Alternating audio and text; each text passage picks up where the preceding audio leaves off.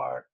All right, so we are near the end of Unit 2. We've talked about numeration systems, addition and subtraction, multiplication. We talked about division, a tiny bit about exponents. We'll talk more about exponents today and order of operations. I added some sample exams, like I said I would last class. If you haven't checked this out, you should. One is some answers I wrote down for an exam from 2011, and another is the exam from 2 years ago with some solutions there. I don't know how much more you guys want for practice. I'm going to give out the take-home exam today. I thought about making a exam prep assignment that was like my favorite homework problems from sections 1, 2, 3, and 4. If anybody wanted more practice on stuff. Otherwise, you can just on your own go back and review homework and activities in preparation for the exam. The exam is going to be Monday. We'll have a review session at the beginning of class, and then after that you have a couple of days to take your exam. You can either take it later that day or the next day, kind of like we did last time, and the take-home exam will be due on Monday, and I'll get that to you shortly. The take-home exam is just a Google Doc I put together of a bunch of questions. I want you to either write down on paper, or if you want to type it up pretty, you can. It's kind of up to you. So it's kind of like the activities that we've been doing. And so I will post a place for you to submit that. I don't have it yet. And then the in-class part of the exam will be questions that I can have you answer or upload pictures for. It'll be timed. And yeah, I think that's about it there. Questions on the upcoming exam? Question in the chat. Can we go over 18 or 19 in the homework? Which homework? The homework 3-4A or 3-4B? 3-4A. 3-4A, number 18 and 19. All right, so homework 3-4A. I know we went over it, but for some reason I was getting stuck. Sure. 3-4A, 18 and 19. Okay, so why don't we start with that, and then I've got some division problems I want to look at together. We'll do some more work with exponents, order of operations we haven't really talked about, just a tiny bit, and then we'll go back and review some stuff. All right, so into the homework we go. And I need a new notebook. Turn on the magic board. We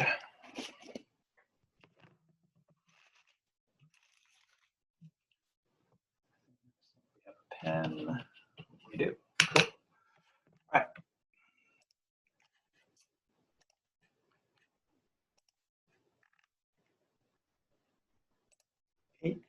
Okay, so 18 is the multiplication with doubles, and I think I can pull it off all on this screen without writing stuff down, but a calculator would be a good thing.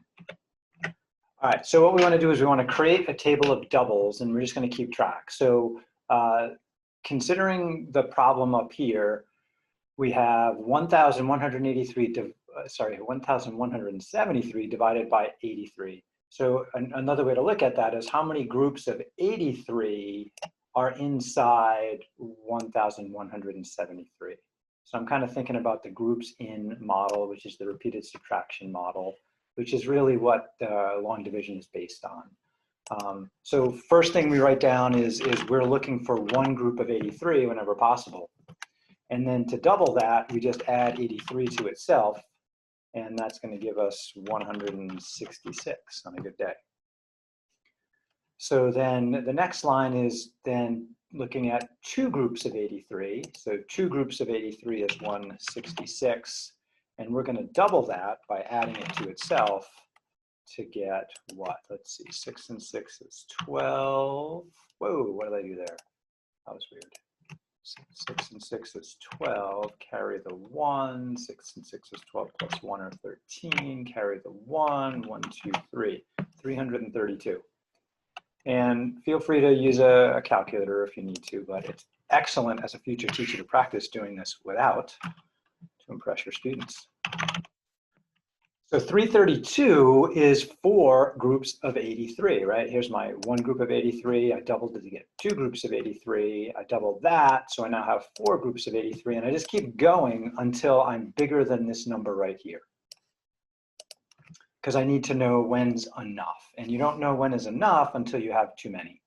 So we're doubling 332, which is a little bit easier. That is 664. So that 664 is now 8 groups.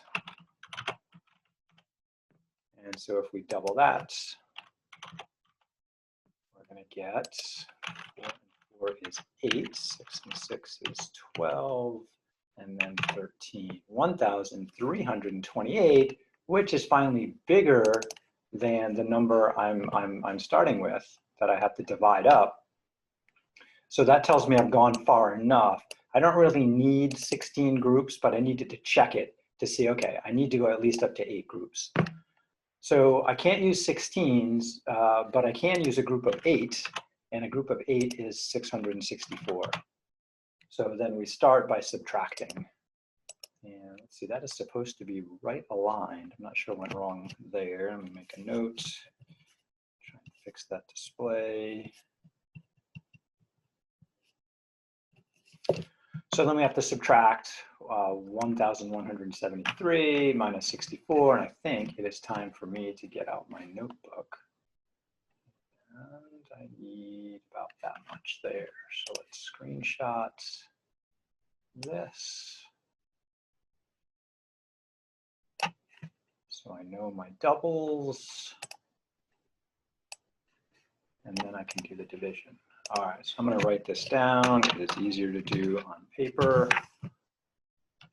So I am taking 83 into 1,173, and I just determined that the biggest double I can take out is 664, and so I need to subtract.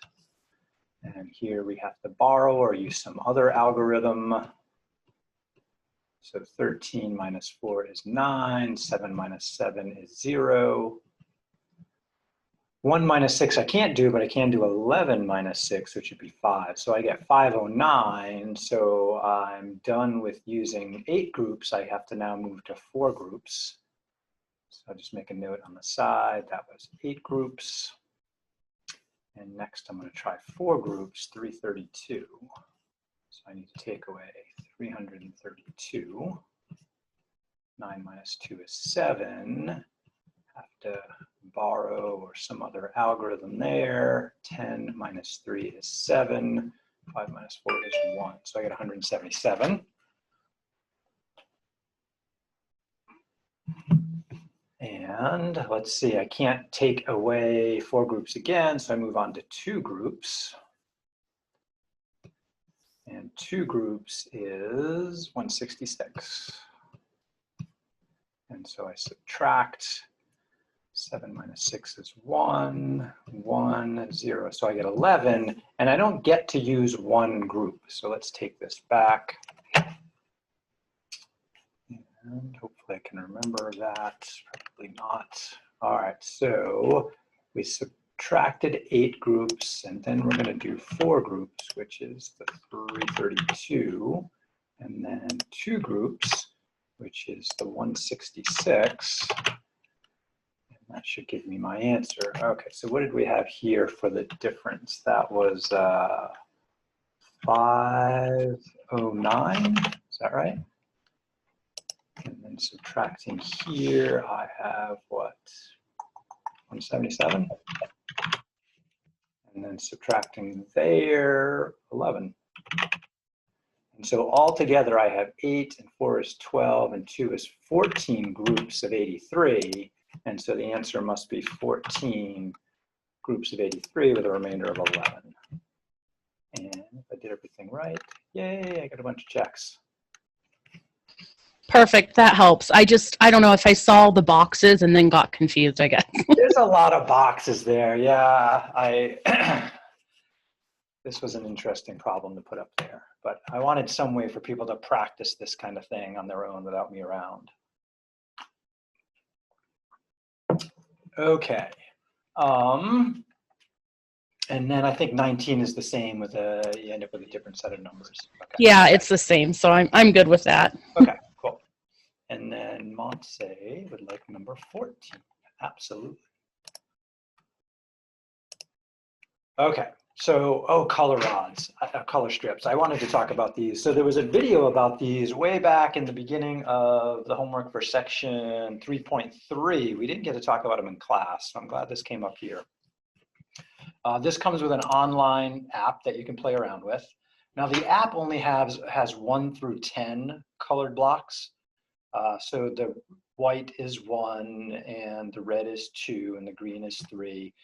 They're sometimes called Cuisenaire rods because Cuisenaire was a company that made a wooden set of these and sold them to schools to play with kids. But more commonly, they're called color rods or color strips. So this is a popular tool for doing addition, subtraction, multiplication, and division with kids when they're trying to learn stuff. I made this one a little more challenging by adding an 11 piece and a 12 piece. So the silver is 11 and the hot pink here is worth 12. So here I'm asked to consider the hot pink strip and the yellow strip to figure out how many yellow strips could be subtracted to make a train. So I want to make a train of yellow strips that's shorter than or equal to the hot pink strip. Okay, so we're setting up division as multiplication or division as repeated subtraction. So I'm going to build the hot pink strip, even though I don't have hot pink in that app here, by taking an orange strip, which is 10, and then a red strip at the end of it. And that gives me the 12 that the hot pink is worth, right? And if you count down here, notice that each block is 1 block bigger than the previous one. So I have 1, 2, 3, 4, 5, 6, 7, 8, 9, 10, 11, 12.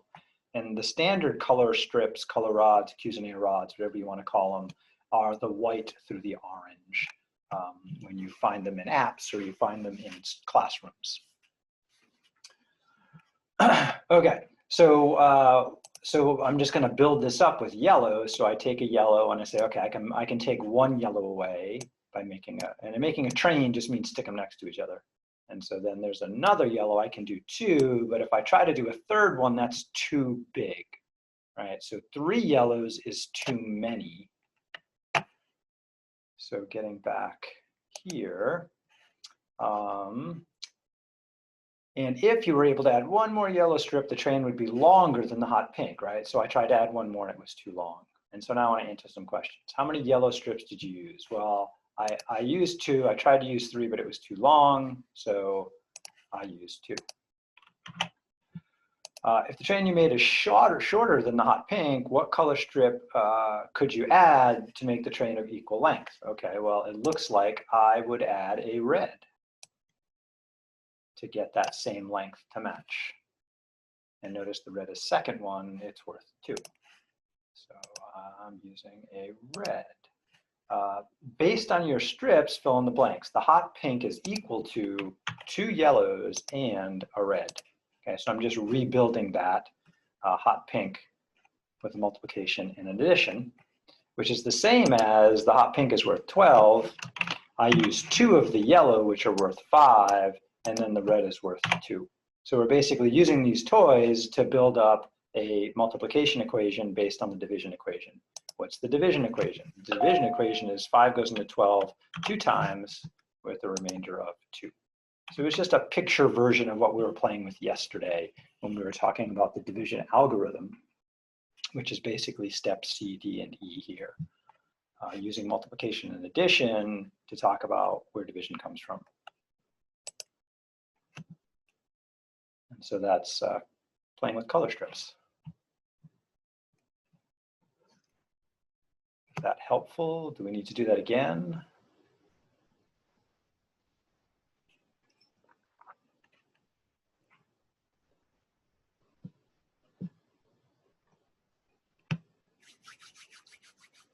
Okay. Other homework questions that people were stuck on.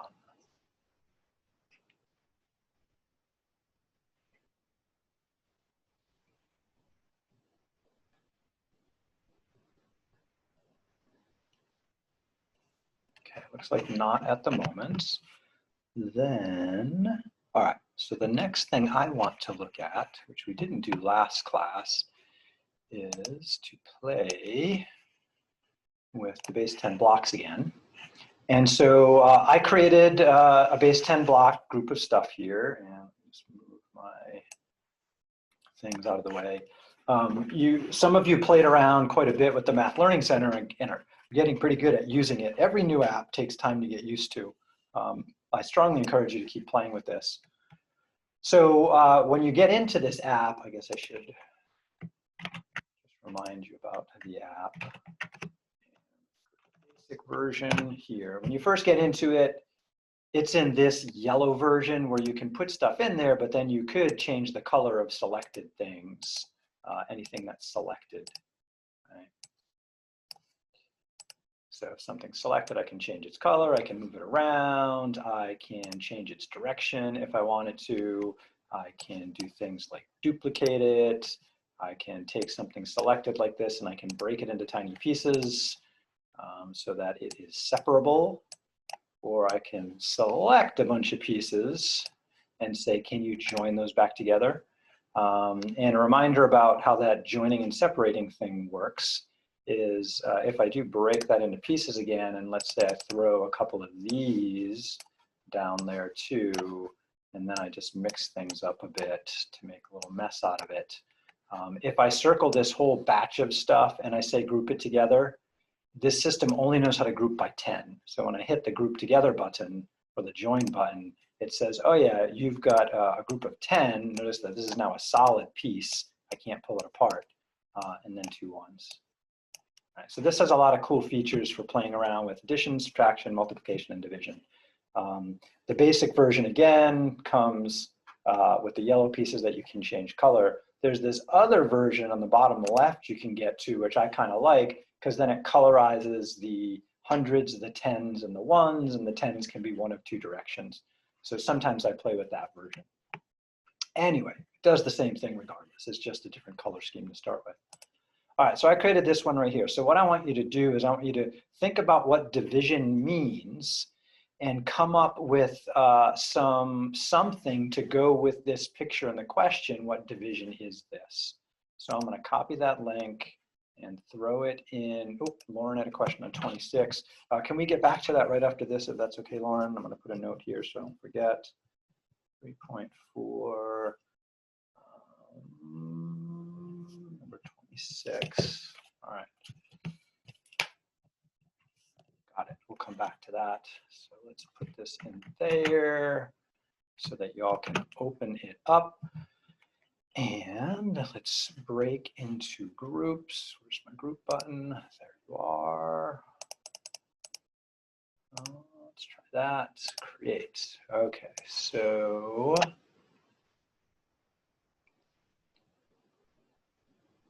think that looks pretty good. All right, let's go for it. So I'm going to put you in a group. So one person's going to have to take charge by sharing the screen. And then on here, you can pull this apart if you need to. You can make a copy of this. I know, just you can do whatever you want with it. So just some tips. You could pull it apart if you need to. You could draw on it with the pen thingy is an option. You can write in text boxes that are, you can blow them up and use different colors. So somehow I just want you to look at this picture and answer the question, what division is this? And I don't want you to just state it's this division. I need you to show me a little bit about why you think it's that division. Okay, so that could be a statement, it could be the way you split this piece up, but I'm gonna give you about 5 minutes to play around with this and see what you come up with. And then just think about the main division models that we talked about. They were the groups in model and the repeated subtraction model. The book called those the partitive and measurement models for division. And they have 2 slightly different meanings. The pictures of them look a little bit different, but there's many ways you can take this problem. All right, I'm opening the rooms. We're gonna play for 5 minutes. It's 323. Have fun.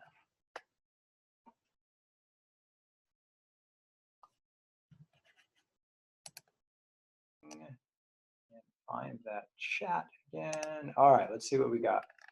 So let's pick on Lauren. All right, so what do we see here? So at first glance, right, this looks like the multiplication arrays that we made with base 10 blocks. Multiplication is an area, base is 24, height is 13, and 24 times 13 is 312. And we could view that either as 312 divided by 24 is 13, or 312 divided by 13 is 24. Okay, cool. That's like one of the first things I was hoping we would all notice here. Nice job. All right, next, what do we got? Let's take Jimmy's. Okay, ooh, we get it broken down here. So let me move that, 13 blocks tall. So this is 312 divided by 24, okay? The whole area is 312 blocks, and we can split it into columns. Okay, and there are 24 columns. Oh, that's a good idea. Okay, let's keep reading. This will give us 13 groups of 24. We can use the set partition model. Okay, so let me think about that. Set partition model says we want to split this into 24 groups. How many are in each group? There would be 13 in each group. Oh, very nice. Yeah, that is totally the set partition model. Good job. Very nice. And then we can confirm 24 times 13 is 312. Okay, so I read it, and do you guys have anything to add? Does that pretty much cover it? I think that's pretty straightforward there, your view of it.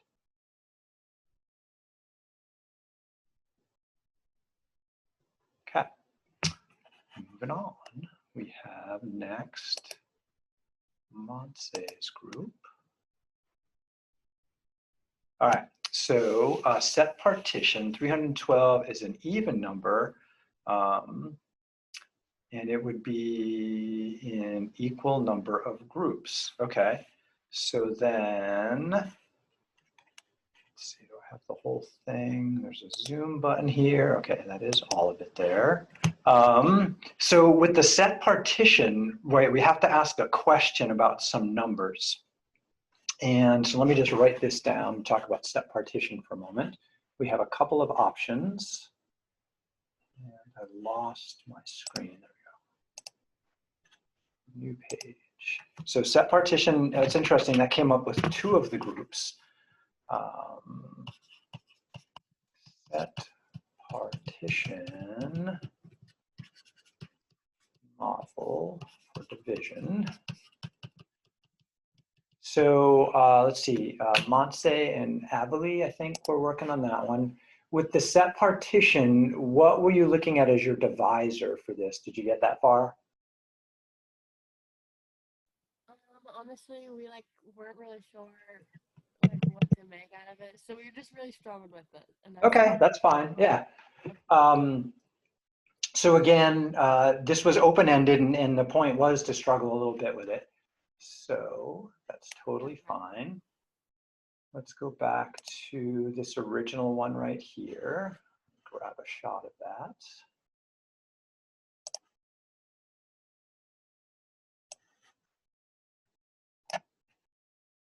And yes, add it to the current page. So as far as the set partition model goes on this problem, I have two options to choose from. In order to use those options, I have to recognize a couple things. Like one, I would have to recognize that the width of this figure right here, there are groups of 24 if you look at columns, or there are 24 groups if you look at columns. If you look row-wise, that was supposed to be a big curly bracket, forgive me, it's 10, 11, 12, 13. So this problem right here is some division by 13 or 12. Once we get that far, we can eventually get to the fact that 13 times 12,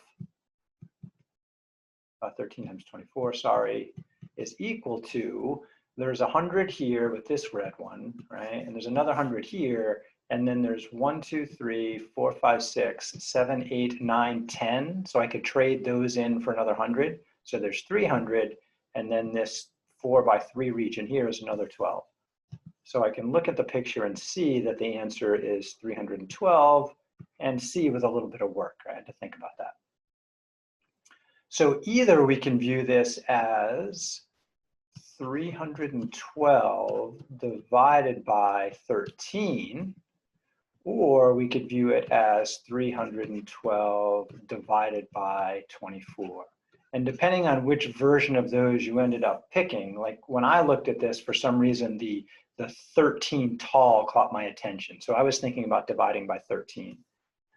So if I was using the set partition model, then the question I would have to ask is, I want to split 312, oops, sorry about that, into 13 groups.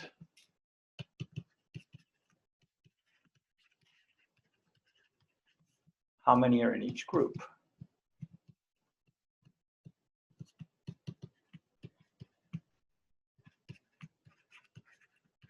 And this picture is nicely aligned for me in rows and columns. And so if I highlighted, like here's one, oops, let's use a different highlighter, yellow perhaps. Can I use the line tool with the highlighter? I cannot. Okay, so I just have to try to draw straight lines. So like here is one group of 13, and then here's another group. Oh no, 13 groups, yeah, sorry, I lied. Here's another group, and here's another group. And altogether, when I draw these rows out, there are 13 rows, so there's 13 groups with this model. And so I can see there are 24 in each of the 13 rows.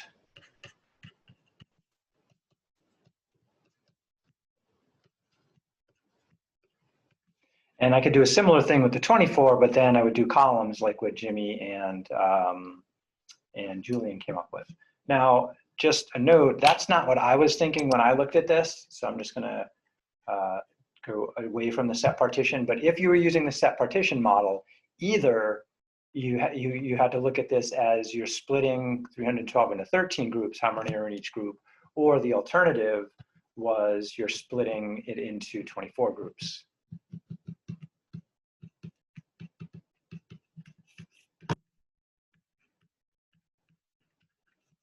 How many are in each group?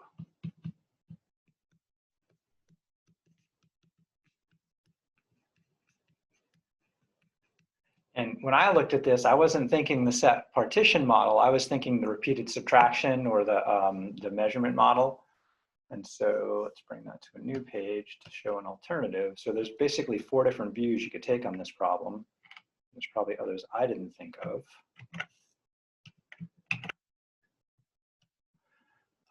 So I was thinking of what I call the groups in model.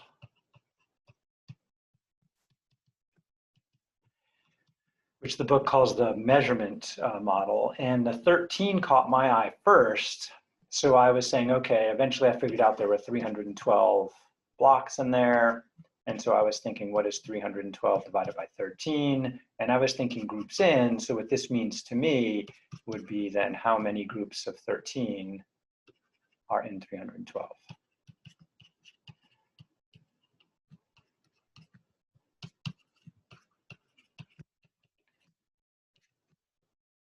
312, excuse me.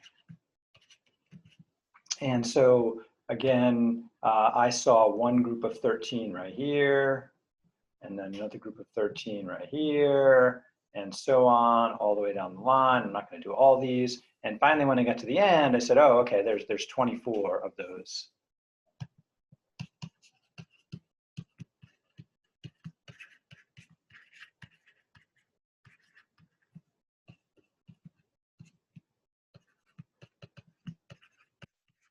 Okay. Now, notice when I switched to the groups in model for 13, I'm looking at columns. But when we divide by 13 with the set partition, it's looking at rows. So these two models are flipped on each other. Okay, it's a different order of operations, and that's really important to note. And some situations are partitions and other situations are about groups in. And it just kind of depends physically what's going on. All right, let's see. Did we ever get anything else in there? Amy's group, did you guys want to add anything about what you saw there? I mean, we just basically did the same thing. We found the total number of the 312, and then we immediately saw like the height and the length. So we divided it 24 and got 13, or you could flip it and do 312 divided by 13 and get the 24. Okay, so you saw both versions there. Cool. Good job. All right, so I'm going to stop this recording